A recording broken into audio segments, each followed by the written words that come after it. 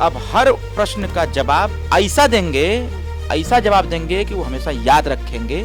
और जिस चीज को कहते थे ना कि हूँ इस ओम प्रकाश राजभर, फिर वो ओम प्रकाश राजभर का माला जपते नजर आए। जिस व्यक्ति को बोलने की तमीज तक नहीं है कि अपने से बड़ों को से कैसे बात करनी चाहिए, वो किस सम्मान की बात कर रहे हैं। जो तो के काटा बोए उसको बो भाला, जो तो के काटा बोए उसको बो भाला, ताकि उसको पता चले कि पड़ा है किसी के पाला। लोग पाठशाला कोई चला रहे थे, पता नहीं कौन, पीडीए पाठशाला। आप खुद सोचिए, पीडीए पाठशाला में माननीय अखिलेश यादव जी और डिम्पल भाभी की कहानी बता रहे लोग वहाँ पर। मेरे पास उसका पूरा चार्ट है, एविडेंस मेरे पास है। वो क्या बताएंगे? वो तो आप प्रश्न पूछेंगे तो सीधे कहेंगे, अब वो हमको ज्ञान देंगे। डर सता रहा है उन लोगों को माननीय ओम प्रकाश राजभर जी से, और एनडीए सरकार से जब डर सताता है तो हरा और लाल झंडा छोड़ करके काला झंडा उठाने लगे आप। माननीय अखिलेश यादव जी बेटियों की शिक्षा पर बात क्यों नहीं करते? लैपटॉप बांट रहे हैं। छोड़िए, भारतीय संविधान पर चर्चा करते हैं कि संविधान खतरे में है, फिर संविधान प्राथमिक विद्यालय से पढ़ाने की बात क्यों नहीं करते? मैं पूछना चाहता हूं, आप पूछिएगा उनसे कि अरविंद राजभर कह रहे थे कि जिस संविधान को लेकर 24 में चुनाव जीते हैं वह संविधान प्राथमिक विद्यालय से पढ़ना अनिवार्य क्यों नहीं है? अगर प्राथमिक विद्यालय से सारे सब्जेक्ट पढ़ने से बच्चे को ज्ञान प्राप्त होता है तो संविधान पढ़ने से देशद्रोही नहीं होगा।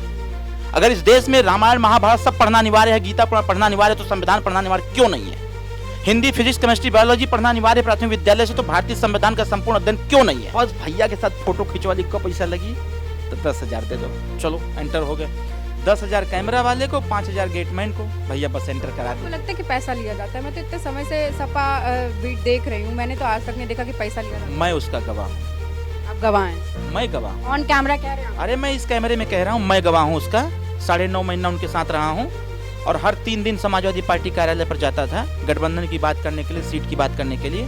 अंदर बैठा रहता था, बाहर क्या नजारा होता था मैं जानता था। उन्हीं के कार्यकर्ता उन्हीं गरियाते थे। ये अफवाह फैलाई थी, वो तो माफी मांग रहा है। काहे की बात कर रहे हैं? मतलब टिप्पणी इतनी करी जितनी शोभा दे, क्या कह रहे हैं आप? भाई, किसी के माफी मांग लेने से तो थोड़ी हर चीज जुटलाया जा सकता है। अफवाह फैलाई गई थी, मैं पहले बता रही हूँ। मैं क्या कह रहा हूँ, तो अफवाह तो बहुत सारी चीजों की फैलाई जा रही है। अफवाह का बाजार गर्म है। सबसे ज्यादा अफवाह माननीय अखिलेश यादव जी के द्वारा ही फैलाई जाती है। नफरत क्यों है? आज मुझे ऑन कैमरा पूछना है आपसे, इतनी नफरत क्यों? नमस्कार, मैं हूं दिव्या श्रीवास्तव और आप सभी देख रहे हैं #भारत न्यूज। सुभाषपा के बारे में कौन नहीं जानता, भारतीय जनता पार्टी के साथ सहयोगी में है।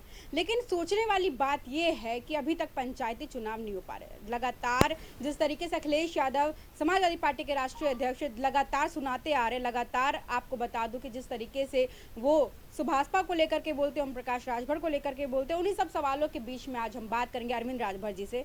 स्वागत है सर आपका हमारे चैनल पर।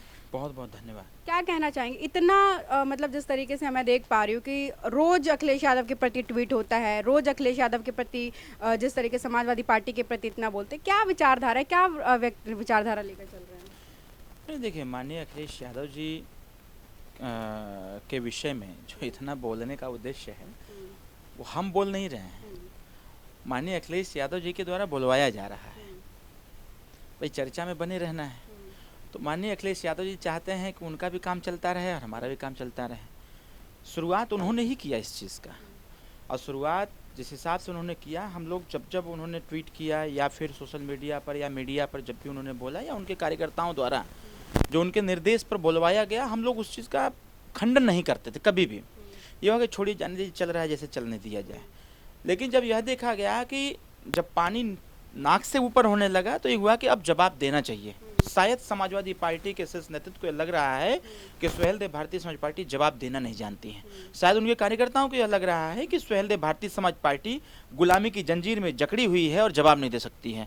इसलिए हमने तय किया कि अब हर प्रश्न का जवाब ठीक ठाक से देंगे, ट्वीट से देंगे, ऐसा जवाब देंगे कि वो हमेशा याद रखेंगे। और जिस चीज को कहते थे ना कि हूँ इस ओम प्रकाश राजभर, फिर वो ओम प्रकाश राजभर का माला जपते नजर आएंगे, वही हम कर रहे हैं। तो वो तो हो ही रहा है, वो कहीं ना कहीं तो दिख ही रहा है कि वहाँ समाजवादी पार्टी में नाम लिया जा रहा है। मैंने क्या कहा? मेरे बाबूजी हमेशा कहते हैं कि जो तो के काटा बोए उसको बो भाला, जो तो के काटा बोए उसको बो भाला, ताकि उसको पता चले कि पड़ा है किसी के पाला। ये राजभर है। उन्होंने ही कहा था ना कि राजभर नहीं रात भर है। तो हमने कहा था ना कि रात भर सोने नहीं देंगे।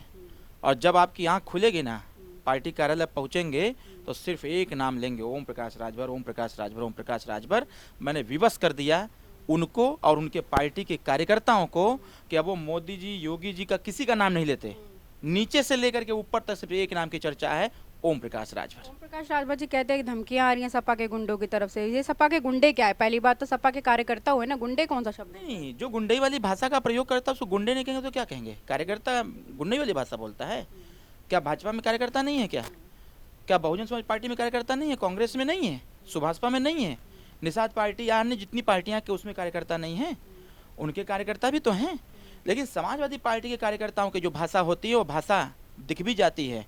इंजन की जो स्पीड होती है वो स्पीड डिब्बे की भी होती है। माननीय शिवपाल यादव जी ने क्या कहा? वही ना शिवपाल यादव जी हैं जिन्होंने इसकी पुष्टि की। हम तो बस कह रहे हैं, हम तो कही हुई बातों को रिपीट कर रहे हैं।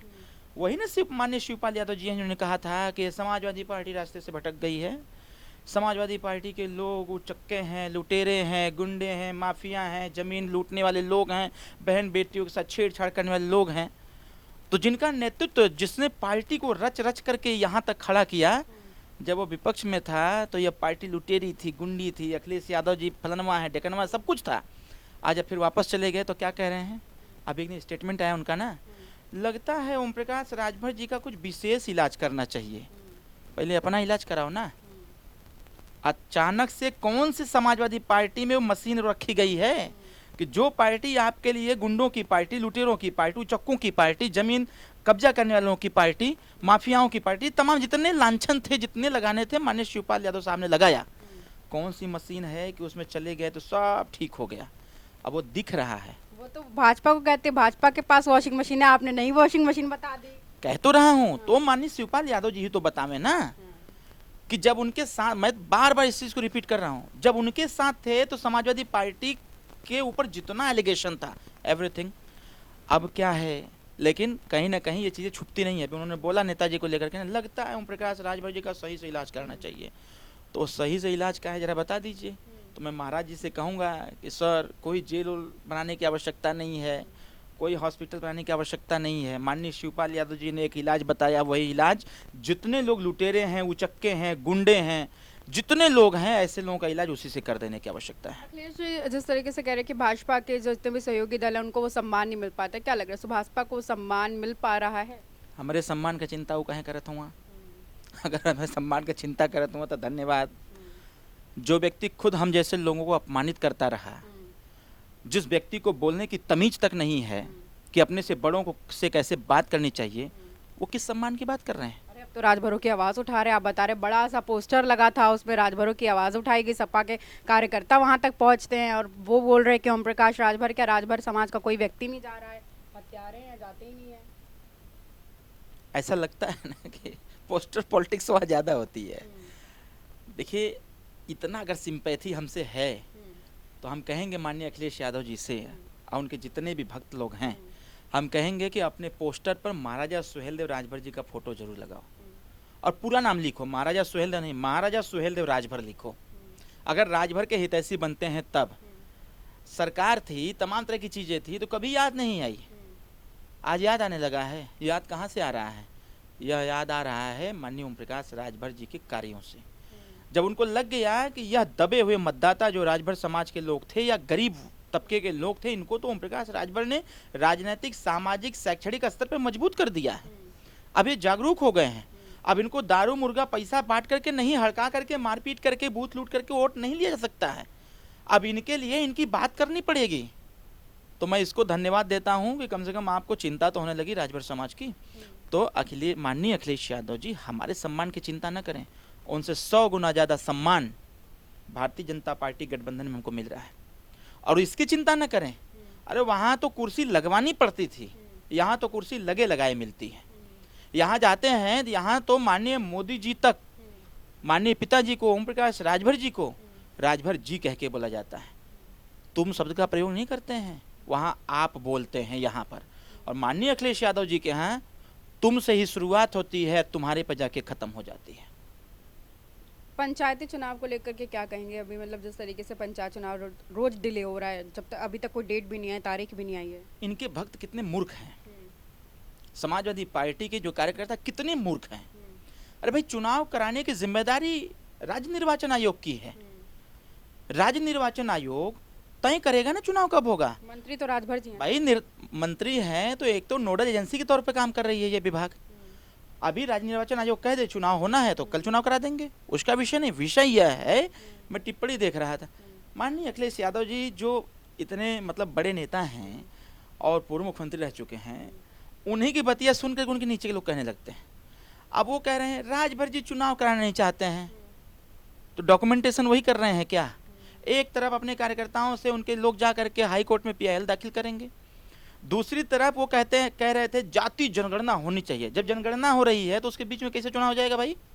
एक तरफ आप ही कह रहे हैं कि जैसे हम लोगों की डिमांड अब वो उठाने लगे हैं कि एक मतदाता सूची बने। जब एसआईआर प्रक्रिया चल रही है, जब कंप्लीट हो जाए तब ना चुनाव होगा, और नियम में है कि चुनाव 6 महीना पहले या 6 महीना बाद होगा। तो ये चीज़ समझने की आवश्यकता है। हमारी सरकार तत्परता के साथ खड़ी है, कोर्ट निर्देश तो दे चुनाव का, जैसे ही कोर्ट निर्देश होगा चुनाव हो जाएगा, इसमें कौन सी बड़ी बात है।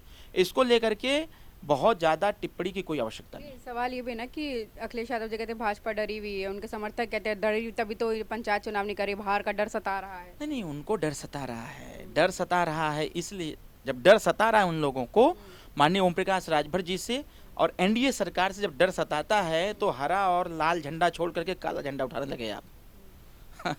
अब हरा और लाल झंडा छोड़ दिए हैं सब, अब काला झंडा उठाने लगे हैं। और काला झंडा उठा करके जिन लोगों को गांव में जाना चाहिए, जन चौपाल करना चाहिए, एक ये लोग पाठशाला कोई चला रहे थे, पता नहीं कौन सी पीडीए पाठशाला। आप खुद सोचिए, पीडीए पाठशाला में माननीय अखिलेश यादव जी और डिम्पल भाभी की कहानी बता रहे हैं लोग वहाँ पर। पीडीए पाठशाला पिछड़ा हमारे फॉर्मूले से पिछड़ा दलित अल्पसंख्यक या जो कुछ भी है उनके कहने के अनुसार उनके बीच में जाना चाहिए, उनकी समस्याओं का समाधान करना चाहिए। तो पीडीए पाठशाला छोटे छोटे बच्चों को बैठा करके कह रहे हैं अखिलेश भैया ने ये किया, डिम्पल भाभी ये की। एक दिन हम देखे कोई वीडियो वायरल हो रहा था, उनका कार्यकर्ता कह रहा है कि हमको डिम्पल भाभी से मिलवा दीजिए। अरे भाई क्या करोगे मिल करके? ये सारी चीज़ें कहीं ना कहीं प्रभाव डालती हैं। एक वीडियो और मैंने देखा माननीय अखिलेश यादव जी का, जिस दिन जन्मदिन था, संजोग से उस दिन मेरा भी जन्मदिन था। उनके यहाँ भी भीड़ भाड़ लगी थी, मेरे यहाँ भी भीड़ भाड़ लगी थी, लेकिन यहाँ पर जो सिचुएशन था उससे भिन्न वहाँ पर था। वहाँ लात घूसा, जूता, मार पीट, रुपया पैसा सब चला। लोगों ने खूब धनुगाई किया। बस भैया के साथ फोटो खिंचवा ली, कब पैसा लगी तो 10,000 दे दो, चलो एंटर हो गए। 10,000 कैमरा वाले को, 5,000 गेटमैन को, भैया बस एंटर करा दी। आपको लगता है कि पैसा लिया जाता है? मैं तो इतने समय से सपा बीट देख रही हूँ, मैंने तो आज तक नहीं देखा कि पैसा लिया जाता है। मैं उसका गवाह हूँ। आप गवाह हैं? मैं गवाह हूँ। ऑन कैमरा कह रहे हैं आप? अरे मैं इस कैमरे में कह रहा हूँ, मैं गवाह हूँ उसका।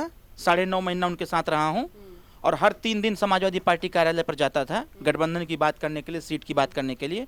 अंदर बैठा रहता था, बाहर क्या नज़ारा होता था मैं जानता था। उन्हीं के कार्यकर्ता उन्हीं गरियाते थे, उन्हीं के कार्यालय में रह करके उन्हीं के कार्यकर्ता उन्हीं को गरियाते थे। बड़ी बात कह रहे हैं आप। मैं कैमरा पे कह रहा हूँ, मैं रहता था वहाँ पर ना, अंदर मैं बैठता था, अंदर मैं रहता था बातचीत के लिए। अब बातचीत करने जाता था, बुलाते थे 9 बजे, मिलते थे 3 बजे। तो क्या करेंगे बैठ करके वहाँ पर हम? तो बैठ के वही सब मैं देखता था कि किस हिसाब से कहते भी थे माननीय अखिलेश यादव जी अंदर कि इनको कोई नहीं समझा सकता, और शायद इसीलिए हम बैकफुट पर हैं। प्लान जो हमारा एक प्लान था उनके साथ गठबंधन करके आगे बढ़ने का, एक प्लान हम मतलब प्लान क्या, हम लोगों की एक दूसरे के चर्चा के बाद जो एक प्लान निकल करके सामने आया था, मैं उसी पर हमेशा बात करने के लिए जाता था कि कैसे हम लोग करें कि हम जो निचले स्तर के मतदाता हैं, जिस पे माननीय मुलायम सिंह यादव जी काम किया करते थे, हम सब लोगों को उस पर काम करने की आवश्यकता है। आप कभी पूछिएगा तो हम इस पर चर्चा करते हैं। उनसे एक रूट मैप पूछिएगा कि मैं एक रोड मैप बनाया था कि अगर वह रोड मैप पर काम हो गया होता तो मुझे पूरा विश्वास था कि 2022 में सरकार माननीय अखिलेश यादव जी की होती। उस रोड मैप पर वो काम ही नहीं किए। रोड मैप हमको लगता है कि हमने बनाया था 6 महीना पहले, हम कहे कि 3 महीने में सब कुछ ओके हो जाएगा, लेकिन उन्होंने उस पर काम ही नहीं किया। अगली पीसी में यही सवाल पूछूंगी, देखते हैं कितना बताते हैं। आप पूछिए ना। अरे मेरे पास चार्ट है उसका भाई, वो झूठ बोल जाएंगे। मेरे पास चार्ट है उसका, किस किस जिले से, किस किस विधानसभा से होकर के कहाँ पर कौन स्वागत करेगा, किसके घर आप चाय पियेंगे, किसके घर नाश्ता करेंगे, कहाँ आप स्टे करेंगे, सब कुछ है। मैं लखनऊ से लेकर के बलिया तक का प्रोग्राम बनाया था कि 2-3 शिफ्ट में चलेगा। लास्ट में कहते कहते जब थक गए तब जाकर के पूर्वांचल पूछ के आएंगे, करिएगा नहीं। हम क्या कह रहे हैं, पूर्वांचल यात्रा निकली, जरा पूछिएगा किसका प्लान था ये, हेड टू टेल किसने चलाया था, जरा पूछिएगा। मेरे पास उसका पूरा चार्ट है, एविडेंस मेरे पास है। वो क्या बताएंगे? वो तो आप प्रश्न पूछेंगे तो सीधे कहेंगे अब वो हमको ज्ञान देंगे। वो क्या हमको ज्ञान दें? उनसे पूछिएगा कि इस गठबंधन की चर्चा आपके चेलों से कौन कर रहा था और आपके साथ टेबल टॉक कौन कर रहा था, पता नहीं नमो याद होगा कि नहीं होगा, मुझे नहीं पता। राम मंदिर चंदा चोरी हो गई है, इसको लेकर के क्या कहेंगे? चोरी करवाने वाला कौन है? 980 काल का रिजल्ट आने दीजिए ना। नहीं, जिसने ये अफवाह फैलाई थी वो तो माफी मांग रहा है। काहे की बात कर रहे हैं? मतलब टिप्पणी इतनी करिए जितनी शोभा दे, क्या कह रहे हैं अरे आप? भाई, किसी के माफी मांग लेने से तो थोड़ी हर चीज जुटलाया जा सकता है। अफवाह फैलाई गई थी, मैं पहले बता रही हूँ। मैं क्या कह रहा हूँ, तो अफवाह तो बहुत सारी चीजों की फैलाई जा रही है। अफवाह का बाजार गर्म है। सबसे ज्यादा अफवाह माननीय अखिलेश यादव जी के द्वारा ही फैलाई जाती है। इतनी नफरत क्यों है? आज मुझे ऑन कैमरा पूछना है आपसे, इतनी नफरत क्यों है? नफरत बस इसलिए है कि आम जनमानस, आम जनता जो चाहती है सरकार से, वो विपक्ष नहीं करवाना चाहता है। ऑन कैमरा कह रहा हूँ, माननीय अखिलेश यादव जी बेटियों की शिक्षा पर बात क्यों नहीं करते? लैपटॉप बांट रहे हैं। भाई छोड़िए, भारतीय संविधान पर चर्चा करते हैं कि संविधान खतरे में है, फिर संविधान प्राथमिक विद्यालय से पढ़ाने की बात क्यों नहीं करते? मैं पूछना चाहता हूं, आप पूछिएगा उनसे कि अरविंद राजभर कह रहे थे कि जिस संविधान को लेकर 24 में चुनाव जीते हैं वह संविधान प्राथमिक विद्यालय से पढ़ना अनिवार्य क्यों नहीं है? अगर प्राथमिक विद्यालय से सारे सब्जेक्ट पढ़ने से बच्चे को ज्ञान प्राप्त होता है तो संविधान पढ़ने से देशद्रोही नहीं होगा। अगर इस देश में रामायण महाभारत सब पढ़ना अनिवार्य है, गीता पढ़ना अनिवार्य है, तो संविधान पढ़ना अनिवार्य क्यों नहीं है? हिंदी, फिजिक्स, केमिस्ट्री, बायोलॉजी पढ़ना अनिवार्य प्राथमिक विद्यालय से, तो भारतीय संविधान का संपूर्ण अध्ययन क्यों नहीं है? संविधान अगर खतरे में बताते हो तो खतरे से बाहर निकालने का उपाय क्या है, जरा बताने काम करेंगे क्या? ये पूछिएगा उनसे। केंद्र में भाजपा की सरकार है, उम्मीद सपा से कर रहा है। अरे भाई, विपक्ष का सत्ता का आईना कौन होता है, जरा बताइए। उनसे पूछिएगा सत्ता का आईना कौन होता है। हम क्रीम लगा लें यहाँ पर, आईना सामने न रहे तो इसी चिपोर के चले जाएंगे। तो एजेंडे हैं प्रदेश के, आम जनमानस में जो स्थितियां उत्पन्न हुई हैं उसको बताने काम कौन करता है? राजनीति से पीएचडी हूं, मैं कहना चाहता हूं सत्ता का आईना हमेशा विपक्ष होता है। विपक्ष घुटना टेक चुका है सत्ता के सामने। ये तो मैं भी मानती हूँ कि विपक्ष कहीं ना मान कहीं गए कमजोर ना है। आप? हाँ। मान गए ना? तो इसीलिए मैं कह रहा हूं यह जनता को समझने की आवश्यकता है कि सत्ता के सामने घुटना नहीं टेके जाते हैं। सुहेल देव, भारतीय समाज पार्टी सत्ता के साथ ही सीखना चाहिए अखिलेश यादव जी से। सदन के अंदर रह करके मंत्री रहते हुए हमने एजेंडों पर बात किया, और जिन एजेंडों पर बात किया 100% एजेंडे कंप्लीट हुए और सरकार ने उसको मानने का काम किया। अगर मैं 6 विधायक लेकर के लड़ सकता हूं तो माननीय अखिलेश यादव जी 111 विधायक लेकर क्यों नहीं लड़ रहे हैं? ये मेरा प्रश्न है, उनसे पूछिएगा। क्यों नहीं बात करते हैं महिलाओं की शिक्षा निःशुल्क होनी चाहिए? क्यों 33% अच्छा लागू नहीं होता है? इस पे कौन लड़ेगा? लघु और कुटीर उद्योग क्यों नहीं स्थापित होता है? एमएसएमई के माध्यम से अगर 63,000 करोड़ रुपए रखा हुआ है तो उस पैसे का प्रयोग बेरोजगार नौजवानों के लिए क्यों नहीं दिया जाता है? इस पे बात कौन करेगा? कानवेंट विद्यालय में मिड डे मील की व्यवस्था है, क्या थरिया गिलास कटोरी स्कूल में नहीं रखा जा सकता है? जरूरी है कि बच्चों के ही बैग में जाए? आज विज्ञान और प्रौद्योगिकी के दौर है, माननीय अखिलेश यादव लैपटॉप बांट रहे हैं, इसकी चर्चा क्यों नहीं करते? अगर मैं लैपटॉप बांट सकता हूं तो सरकार, जो भी बच्चे गांव में स्कूल में पढ़ने जाते हैं उनके झोले में लैपटॉप क्यों नहीं रखा जाता है? उनके झोले में थरिया गिलास कटोरी क्यों जाता है? ये सब प्रश्न नहीं है क्या? कंपटीशन आपका अखिलेश यादव जी से है या आम जनता की सेवा से? भाई साहब, मैं सत्ता में हूं, मैं यह ऑफर दे रहा हूं कि माननीय जी बोलिए, कम से कम बोलिए तो, ताकि सरकार उस पे सोचे, विचार करे। आप बार बार खाली मंदिर के मुद्दे पर, चंदा के मुद्दे पर घेरने का काम करते हैं। अरे भाई, कभी शिक्षा के मुद्दे पर, स्वास्थ्य के मुद्दे पर क्यों नहीं घेरते? रोज तो बोल रहे हैं आप, उनका ट्वीट नहीं देखते हैं क्या? वही बात मैं देखा, फिर वही ट्वीट पर आ गए आप। फिर मतलब घुमा फिरा के फिर ट्वीट पर। जिस चीज से माननीय अखिलेश जी को, यादव जी को हम चाहते हैं वो उससे दूर रहे, ट्वीट पर क्यों जा रहे हैं? ये ट्वीट करना हमको उन्हीं ने सिखा दिया। अच्छा, ट्वीट करना उन्होंने ही सिखा दिया, नहीं तो हम लोग कभी इसके चक्कर में नहीं पड़े थे। हम लोग सीधे सोचते भैया चलो जनता के बीच में चलते हैं और इन मुद्दों पर बात करते हैं। यह बात पूछने की आवश्यकता है। सिर्फ ओम प्रकाश राजभर को उल्टा सीधा बोलना, ये सब। एक पत्रकार ने पूछा था उनसे कि आप जमीनी स्तर पर क्यों नहीं जा रहे, तो उन्होंने बोला कि भाजपा के भ्रष्टाचारों को उजागर कौन करेगा? आप जरा सोचिए। सॉरी, मैं इसलिए कहता हूँ ना, इसलिए मैं कहता हूँ जो व्यक्ति जमीन पर रहता है ना उसको जमीन की जानकारी होती है। जब व्यक्ति मिलता है नीचे, भ्रष्टाचार को उजागर करने का मानक क्या है उनका? ये नेक्स्ट प्रश्न पूछिएगा कि माननीय जी भ्रष्टाचार के उजागर करने का मूल मानक क्या है? अगर वो मानक बताते हैं तो उनको बताइएगा, पूछिएगा कि गोमती रिवर फ्रंट का भ्रष्टाचार कैसे हुआ है, जरा इसी का मानक आप बता दीजिए। अगर वो कह रहे उजागर करने का भाजपा का, तो गोमती रिवर फ्रंट एंड सारी चीज़ों का किस प्रकार से भ्रष्टाचार हुआ था, जरा ये बता दीजिए, पहला। दूसरा, देखिए मैं फिर कह रहा हूँ कि एसी, पीसी और डीसी और ट्विटर से निकलने की आवश्यकता है। निचले स्तर गांव के लोग इंतजार कर रहे हैं, सही बता रहा हूँ मैं। गांव के लोग इंतजार कर रहे हैं कि कोई तो आवे, बतावे करना क्या है। अब वहाँ गांव में लोग खेत में रोपाई कर रहे हैं, यहाँ पीसी कर रहे हैं, तो गांव के लोग क्या पता है। जब गंगा में जाएंगे जो रोपाई कर रहा है तो उससे जब मिलेंगे, बातचीत करेंगे, महिलाओं से, युवाओं से, बच्चों से, सबसे मिलेंगे, बातचीत करेंगे, तब न पता चलेगा कि प्रदेश कितना बदल रहा है, कितनी चीज़ें क्या हो रही हैं। समझने की आवश्यकता है। मैं स्पष्ट कह रहा हूँ, हमारा द्वंद्व कभी व्यक्तिगत नहीं है। इसको मैं चाहूँगा व्यक्तिगत न ले। मैं अभी जो बोला हूँ, मैं इससे बहुत फ्रस्ट्रेट हूँ कि आखिर विपक्ष इस पे क्यों नहीं बोल रहा है। मैं सत्ता में हूँ, मैं कैसे बोल सकता हूँ? और मैं सत्ता में रह करके भी मैं बोल रहा हूँ, ऑन कैमरा बोल रहा हूँ। यह वीडियो सब लोग देखेंगे, लोग कहेंगे ना, हमारी सरकार भी देखेगी, हमारी सरकार के लोग भी देखेंगे, तो वो पहल करेंगे कि ये चीज़ों को कैसे दूर किया जाए। लेकिन मजबूती के साथ तो माननीय अखिलेश यादव जी तो कह सकते हैं, सदन क्यों बना है भाई, विधानसभा भवन क्यों बना है, उसमें इतनी कुर्सियां क्यों लगाई गई हैं, पक्ष और विपक्ष क्यों है? इसलिए ना है कि सत्ता के कार्यों का आकलन विपक्ष करे, और सत्ता में बैठे हुए लोग अगर जनहित के मुद्दे पर अगर नेगेटिव वर्क कर रहे हैं तो उसको कैसे सकारात्मक तरीके से उसकी सरोकारिता बढ़ेगी, इसको तो देखने का काम करें। ये कौन करेगा? हम ही करें। विपक्ष के सगे कैसे हो रहे हैं? फिर वही बात, फिर मैं इतना पढ़ा कहीं हूँ। हम जैसे पढ़े लिखे लोग अगर पक्ष और विपक्ष का आकलन नहीं करेंगे तो मूर्ख लोग करेंगे।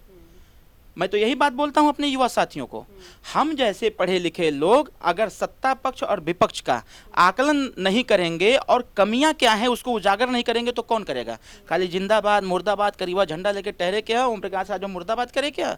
और हाथ बाँह चढ़ा करके पुलिस से भिड़े क्या? उसे क्या मिल जाई? अरे बात करनी है तो भाई एजेंडे की बात करिए ना। इसलिए मैं अंतिम सवाल, 2027 के चुनाव को लेकर के कैसे देख रहे हैं? कितनी सीटों की मांग होगी? क्या राजनीति, क्या रणनीति चल रही है? हमको तो सुनने में आया है कि अखिलेश यादव जी ने कहा है कि 3 सीट से ज़्यादा नहीं मिलेगा। हमको लगता है कि मेरे से ज़्यादा उन्होंने डील किया हुआ है।